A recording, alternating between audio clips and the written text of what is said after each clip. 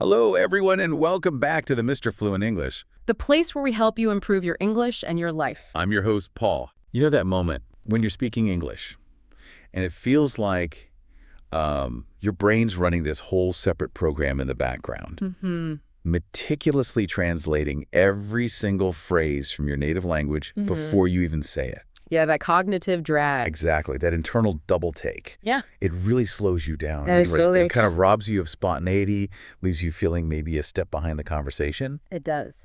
So we want to show you how to train your brain to think directly in English, like a native speaker does. It's a huge shift, and honestly, it's a really common stumbling block for so many learners. Right. But once you start to genuinely think in English, the transformation is, well, it's profound.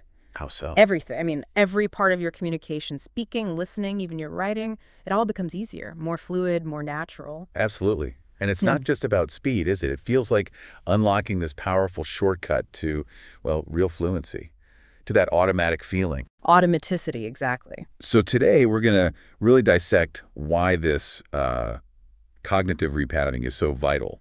What subtle habits might be holding you back. Things people don't even realize they're doing. Right. And most importantly, the specific strategies, the tools you can actually use to make it happen. Yeah, let's get into it. Okay, let's unpack this. So kicking us off then, the big question, why? Why is thinking directly in English so fundamentally crucial? I mean, beyond just sounding a bit quicker. Well, it's fascinating when you look at the cognitive side. Okay. If your default is always, building the thought in your native language first, Right.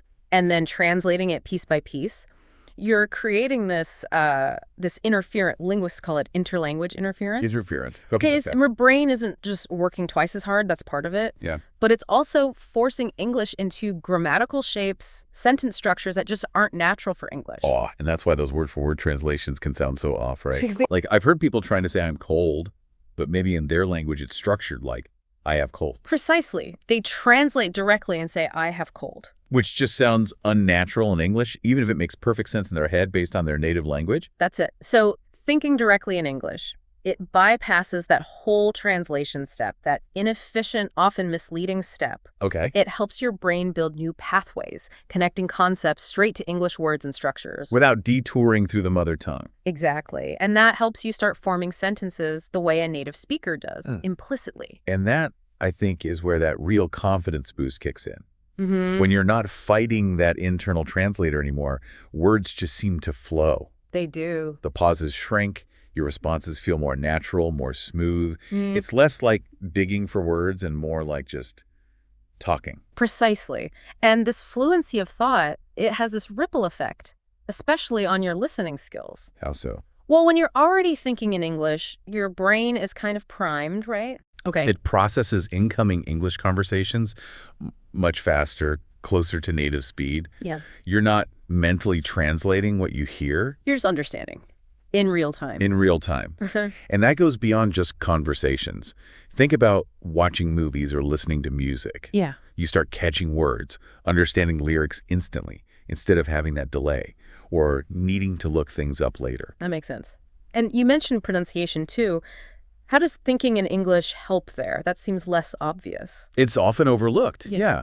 But when your inner voice, your internal monologue, is actually running in English, you're mentally rehearsing. You're hearing the sounds, the rhythm, the intonation of English in your head. Ah, like an internal practice loop. Exactly. That auditory feedback loop helps you shape the sounds more clearly when you actually speak. It helps with clarity, with sounding more natural. Okay, so boiling it down. The core benefits are speaking faster, more naturally. Right. Less cognitive load. Boosts your confidence, definitely. Take time. Improves your listening comprehension in the moment. Sharper listening skills, yeah. And even helps refine your pronunciation. It's really a holistic upgrade for your English. Thinking in English touches everything. Okay, that paints a really clear picture of why this is so important. Powerful stuff. It is.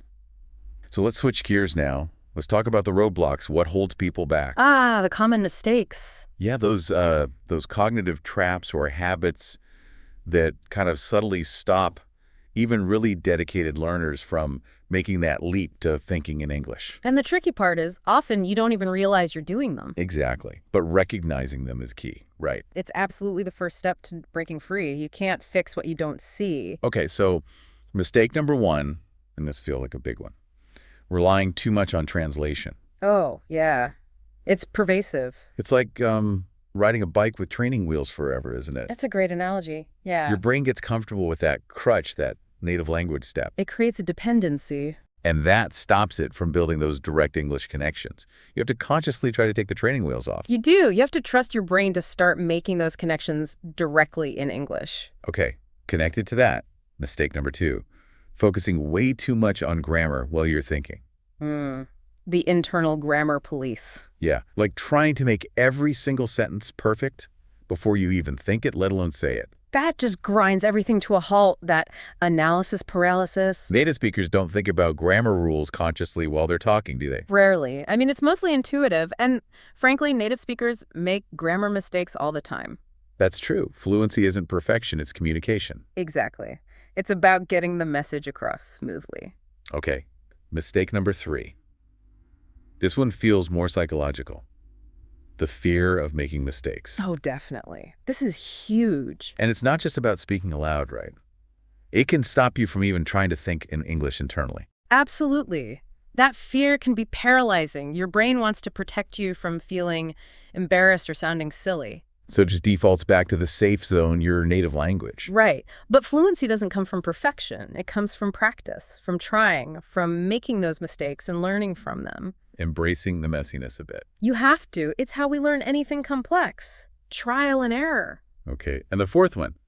This one's maybe less about an active mental process and more about environment. Not surrounding yourself enough with English. Yes, lack of immersion. This is critical. Because if your whole day, your environment, is mostly your native language. Your brain, which is super efficient, right? It just takes the path of least resistance. It doesn't see the need to constantly operate in English. Exactly. It won't prioritize building and strengthening those English pathways if it doesn't get regular input. So you need that constant exposure. Things like listening to English music, watching videos. Reading in English, podcasts, all of it. Without that consistent input, those English neural networks stay underdeveloped. They won't become the default. Okay, so let's quickly recap those four big mistakes, because just knowing them is helpful. Definitely. 1, relying too much on that mental translation crutch. 2, overthinking grammar, getting stuck in analysis paralysis. Right. 3, that fear of making mistakes, which stops you trying. The psychological barrier. And 4, not getting enough English immersion in your daily life. Lack of input. Right. Okay, so that's what not to do. The good news is we've got strategies to fix them. We do. And we're going to break it down into simple, powerful steps, things anyone can actually start doing. All right, let's get into the toolkit. These are the strategies to actively train your brain. Yeah, practical things you can start applying today. Okay, step 1. This sounds almost too simple, but it's really effective. Start naming things around you in English. Naming objects. Yeah. Look around your room, your office, wherever you are. Silently or even quietly aloud, just identify things. Bed, window, lamp, phone, desk. So it's about building those direct word-object links in English. Exactly. It bypasses translation. You see the object, you think the English word.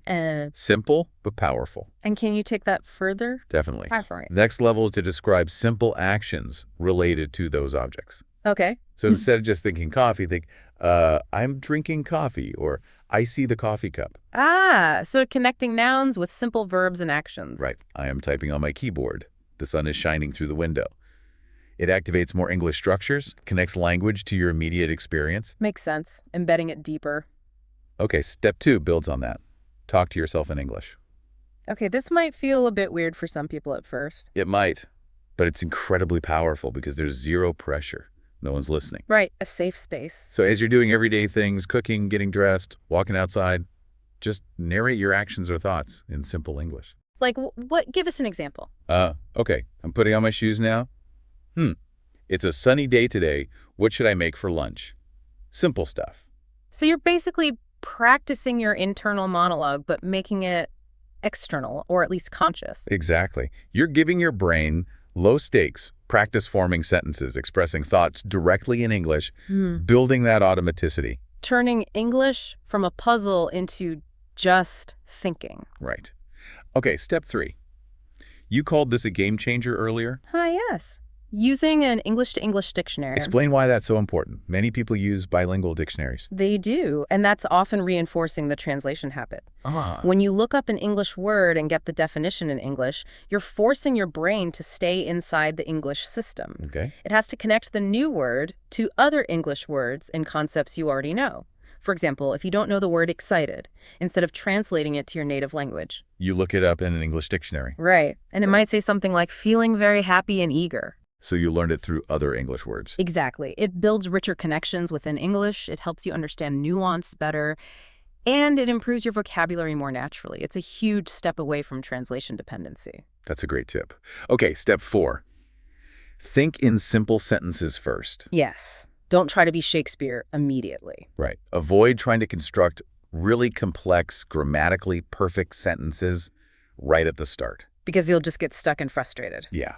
So instead of, I perceive that it is necessary for me to proceed to the retail establishment due to a deficit of vegetables required for the evening meal. Yeah, maybe dial that back. Just think, need vegetables, or go to store. Start small. Yeah. Bite-sized thoughts. Exactly. Build the foundation.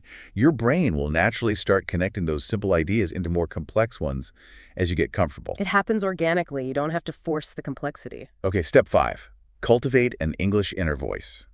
So this is about your internal stream of consciousness. Yeah, that little conversation you have in your head all day long. Try to have it in English sometimes. How would that work? Well, maybe when you're planning your day. Okay, what should I do first? Maybe I'll check my emails. Yeah. Then I need to. Right. Or just reflecting. How do I feel today? A bit tired. Asking yourself simple questions in English. What do I want for lunch?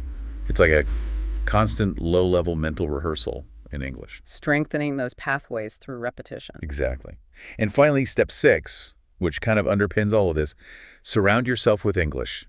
Immerse yourself. Back to immersion. It keeps coming up. Because it's crucial.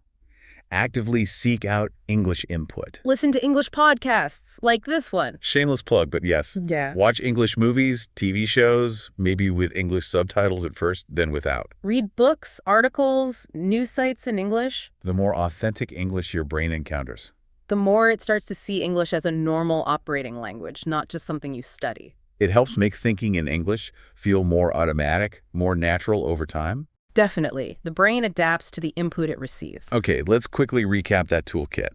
6 key strategies. Got it. 1. Name things around you in English. Simple objects, simple actions. 2. Talk to yourself in English. Your private rehearsal. No pressure. 3. Use an English-to-English dictionary. Stay in the English zone. Game changer. 4. Start with simple sentences. Build complexity gradually. Baby steps. 5. Cultivate that English inner voice. Make your thoughts English. Internal practice. And 6. Surround yourself with English.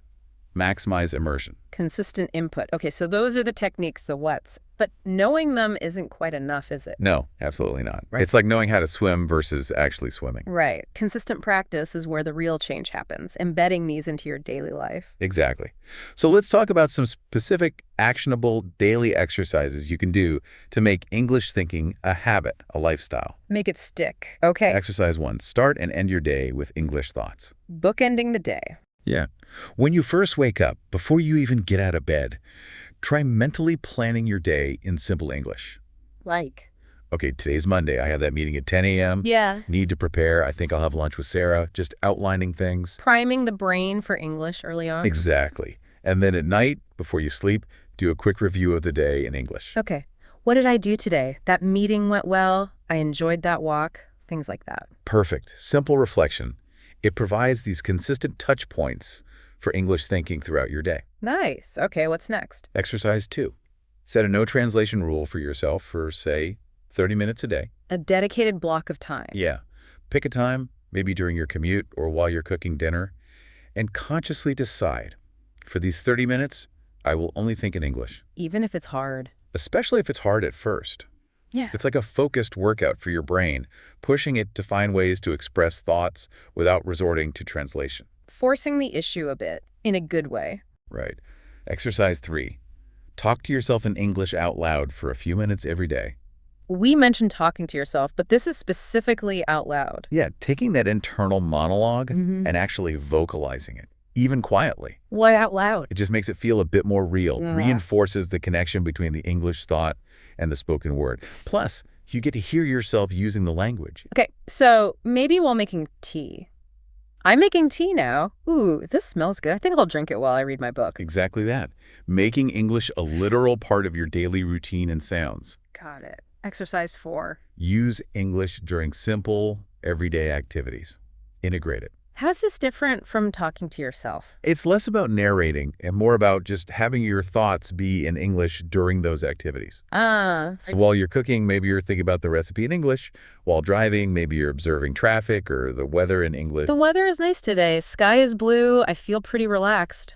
That kind of internal observation. Exactly. Making English thinking less of a separate task and more just how your brain works during normal life. Integrating it seamlessly. Makes sense. And exercise 5. Keep a simple English journal. Writing it down. Yeah, just a few sentences each day. Write down your thoughts, what happened, maybe some small goals. And the focus isn't grammar. No, definitely not perfection. The goal is just expressing yourself, getting thoughts out of your head and onto paper in English. It really helps solidify things. That kinesthetic connection, writing it out. Right. So those 5 daily habits. Bookend your day with English thoughts. Start and end. Set that daily 30-minute no translation challenge. Focused practice. Talk to yourself out loud in English briefly. Vocalizing it. Integrate English thoughts into simple activities. Making it normal. And keep a simple, low-pressure English journal. Writing practice. Consistent small steps. Exactly. Consistency is the name of the game here. Okay, so we have the reasons why, the mistakes to avoid, the strategies, and now the daily exercises. Sound like a solid plan. It is. But let's be real. It's not always going to be smooth sailing, is it? No, definitely not. Challenges will come up. It's natural. Right. It's normal to struggle when you're building a new skill, especially a cognitive one like this. The key is knowing how to handle those hurdles, right? How to stay motivated and consistent instead of just giving up when it gets tough. Exactly. So let's tackle some common hurdles and how to overcome them. Okay, let's do it. What's a big one? Well, the most obvious one. Your brain just automatically thinks in your native language first. That old habit is strong. Yeah, that default setting, it's deeply ingrained. So what's the solution when that keeps happening? Patience, first and foremost. Be patient with yourself. Okay. And second, redirect gently. Don't beat yourself up. When you notice you've defaulted back, just consciously switch to a small English thought. Don't try to force a whole complex sentence immediately. Exactly. Start small. Just a word or a short phrase in English. Right. Okay, car, blue car. Gradually expand from there. And keep using that English to English dictionary to strengthen the non-translation habit. Definitely reinforce staying within English. Okay, hurdle number 2. Feeling stuck because you just don't know the right word in English. That's super frustrating. Oh yeah, the vocabulary gap, it can totally derail your train of thought. You just freeze. So what do you do then? Give up on the thought. No, don't stop. This is where that skill of circumlocution comes in handy. Circum what now? Circumlocution. Basically talking around the word you don't know. Ah, describing it. Exactly. Use simpler English words you do know to describe the concept. So if you forget the word refrigerator, you could think, that cold box where I keep the food in the kitchen. Ah, okay. So you keep the thought process going in English even without the perfect word. Precisely. It's actually a really important fluency skill in itself, not just a temporary fix. It keeps you thinking and communicating in English. That's a brilliant tip. Okay, final hurdle, and maybe the trickiest. Losing motivation because you feel like you're not making progress. The progress plateau. It's hard to stay motivated when you can't see the improvement. Because it's internal, right? It's hard to measure thinking more in English. Exactly. So the solution here is to make the progress visible. You need to track it somehow. How can you do that? Well, that journal we mentioned, keep it consistently. Look back after a few weeks or a month. You'll likely see a difference in how easily you're expressing thoughts. Okay. Or record yourself. Use your phone, Make short voice notes of yourself just thinking out loud for a minute or two. Like the talk to yourself out loud exercise. Yeah, but record it. Then listen back later. Compare recordings over time. You'll hear the progress. Or even just talking to yourself, narrating something simple in front of a mirror. Seeing yourself do it can be motivating. Any way you can create tangible evidence of your improvement will help fight that feeling of stagnation. That makes a lot of sense. Create your own feedback loop. Exactly. And remember, progress isn't always linear. Some days will feel harder than others. Like any skill. Just like any skill. Don't get discouraged by off days. Don't be afraid of mistakes. Keep practicing consistently. And eventually, English thinking starts to feel less like effort and more natural. That's the goal. It becomes your new default, at least in certain situations. It just takes time and persistence. So wrapping things up then, this deep dive, I hope, has shown you that thinking directly in English, Yeah. it isn't just some far-off dream. No, it's definitely achievable. It's a skill you can actively build step by step if you understand what's happening in your brain and apply the right techniques. And the keys really are consistency and patience. Applying these strategies regularly, even in small ways. Little and often adds up to a big change. Absolutely. Don't aim for overnight perfection. Aim for steady progress. So here's a final thought to leave you with, something to mull over. Okay. What's the very first intentional English thought you'll have today? Or maybe, what's the first thing you'll consciously name in English when you look around you right now? That first conscious step. Exactly. Because that journey to true natural fluency, it really does begin with that single conscious thought in English.